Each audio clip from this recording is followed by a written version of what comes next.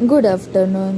माझा व्लॉग 1 वाजता चालू होतो आहे बिकॉज मी आज सकाळी काही शूट केलं नव्हतं आणि माझी सकाळी आज खूप काही गडबड झाली. मिस्टरांना जायचं होतं ऑफिसला, त्यामुळे नाश्ता वगैरे, त्यात माझा योगा, त्यामुळे शूट केलंच नाही. एनिवे, तर आत्ता मी करते आलू पराठा कारण मला लागली भूक. आलू पराठ्याची तयारी मी रात्रीच करून ठेवली होती. चपातीचं पीठ ऑलरेडी मळलेलं होतं आणि आलू पराठा जे स्टफिंग असतं त्याची पण तयारी मी रात्रीच करून ठेवली होती बिकॉज मला आज आलू पराठाच खायचा होता. पण मिस्टरांना सकाळी पोहे लागतात, त्यामुळे त्यांना काही आलू पराठा करून नाही दिला, त्यांच्यासाठी पोहे केले आणि त्यांनी त्यांचं आवरलं, ऑफिसला गेले. त्यानंतर मग मी माझं आवरून मग दुपारी व्लॉग चालू केला. मग मला भूक लागली होती, मग मी आलू पराठा करून घेतला. आणि माझा आलू पराठा करण्याची पद्धत पण वेगळी आहे. काय जण पुरणपोळी कशी असते, पुरणपोळीमध्ये स्टफिंग भरून पुरणपोळी, तसं नाही, मी वेगळ्या पद्धतीने केलं. 2 चपात्यांमध्ये स्टफिंग भरून केलं. खूप मोठा पराठा झाला आणि असं पण नाही की जाड होतो, खूप पातळ झाला होता. आणि त्यात मी फर्स्ट टाईम चीज स्लाईस टाकले होते कारण मला चीज स्लाईसचे पराठा खायचा होता. सो मी पराठा करून घेतला. माझ्यासाठी एकच पराठा इनफ होता कारण की खूप मोठा पराठा झाला होता. मग मी पराठा खाऊन घेतला. खाता खाता मला एक सिरियल खूप आवडते, ती म्हणजे भाभीजी घर पर आहे, ती वाली. मग मी ते खाताना दररोज बघत असते. मग ते खाऊन घेतलं आणि माझं खाऊन झाल्यानंतर मी एक झोप काढून घेतली.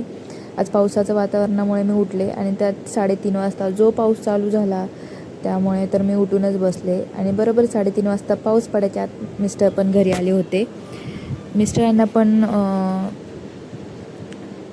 पराठा करून दिला. त्यांनी मस्त पावसाचा आस्वाद घेऊन पराठा एन्जॉय केलेला आहे.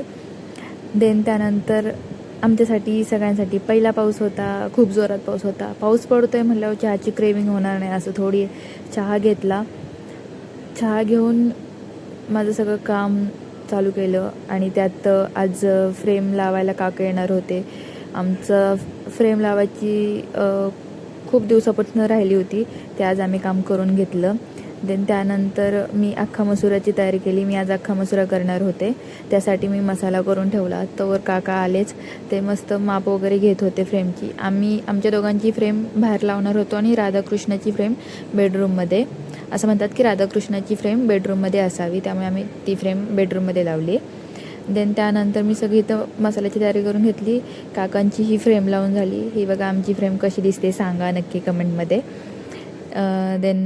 फ्रेम लावून घेतल्यानंतर ते माप घेत होते. माझा सगळा स्वयंपाक वगैरे झाला. आम्ही जेवून वगैरे बसलो. वेददादा मस्त आता रांगायला लागला आहे, त्यामुळे तो पण आला होता. त्यांचंही जेवण झालं होतं आणि आम्ही मस्त त्यासोबत खेळत होतो. लहान मुलं घरात असावं, एक वेगळंच घर पण असतं. आणि तो मस्त आमच्यासोबत खेळत होता. त्यानंतर पलीकडचं एक रणवीर आहे, तो पण सापशिडी वगैरे घेऊन आला तर खेळायला. मग काय आम्ही सगळेच लहान मुलं झालो, सगळेच खेळत बसलो होतो.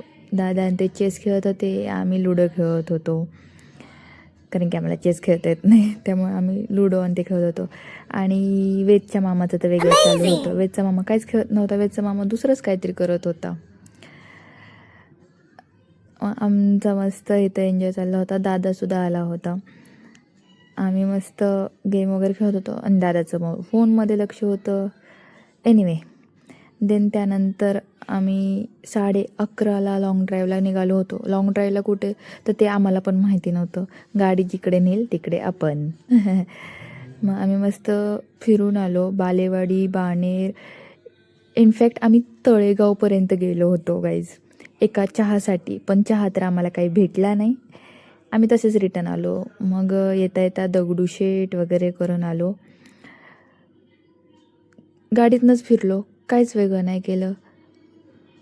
पण त्यामुळे मला आज पब बघायला भेटले. आम्ही मस्त पब वगैरे बघून आलो. बाणेर वगैरे त्या साईडचा एरिया खूप छान आहे, मला आवडला. आम्ही चहासाठी तळेगावला जाऊ शकतो तर विचार करा, आमच्याकडे 4 व्हीलर आल्यानंतर आम्ही काय करू शकतो. एनिवे आणि इथं मिस्टर मला सांगत होते पुतळा शिवाजी महाराजांचा संभाजी महाराजांचा पुतळा आहे. मी वर बघत होते, मला खाली दिसलाच नाही, नंतर दिसला. त्यानंतर आम्ही सगळं फिरून झाल्यानंतर दगडूशेठला पोचलो 12:30 वाजता. एवढी गर्दी दगडूशेठला, बापरे बाप. तरी आम्हाला घरी जायला 2 वाजल्याच. भेटू नेक्स्ट व्लॉगमध्ये. Bye bye. टेक